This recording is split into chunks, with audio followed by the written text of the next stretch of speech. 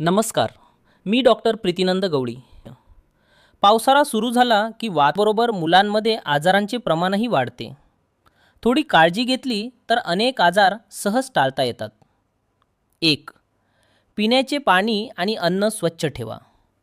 नेहमी उकळून थंड केलेले किंवा शुद्ध पाणीच मुलांना द्या. बाहेरचे उग्रे, कापलेले फळ, चटपटीत पदार्थ आणि अस्वच्छ अन्न देणे टाळा. 2. हात धुण्याची सवय लावा. जेवणापूर्वी, शौचानंतर आणि बाहेरून आल्यावर साबणाने किमान 20 सेकंद हात धुण्याची सवय मुलांना लावा. यामुळे अनेक संसर्ग टाळता येतात. 3. डासांपासून संरक्षण करा. पावसाळ्यात डेंग्यू, मलेरिया आणि चिकुनगुनियाचा धोका वाढतो. पूर्ण बाह्यांचे कपडे घाला. मच्छरदाणी वापरा आणि घराभोवती पाणी साचू देऊ नका. 4. भिजल्यानंतर कपडे लगेच बदला.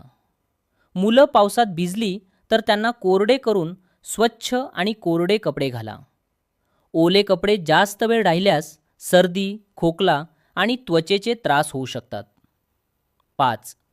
संतुलित आहार आणि पुरेशी झोप द्या. ताजी फळे, भाज्या, प्रथिनयुक्त आहार आणि पुरेसे पाणी मुलांची रोगप्रतिकारक शक्ती वाढवतात. पुरेशी झोपही तितकीच महत्त्वाची आहे. 6. लसीकरण वेळेवर पूर्ण करा. मुलांच्या सर्व नियमित लसी वेळेवर घेणे अत्यंत आवश्यक आहे. लसीमुळे अनेक गंभीर आजारांपासून संरक्षण मिळते. 7. ही लक्षणे दिसल्यास डॉक्टरांचा सल्ला घ्या.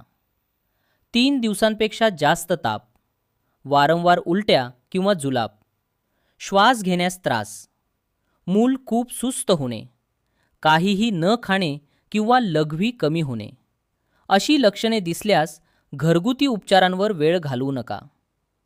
लक्षात ठेवा, पावसाळ्यात योग्य स्वच्छता, योग्य आहार आणि वेळेवर वैद्यकीय सल्ला हेच आपल्या मुलांच्या चांगल्या आरोग्याचे 3 महत्त्वाचे आधारस्तंभ आहेत.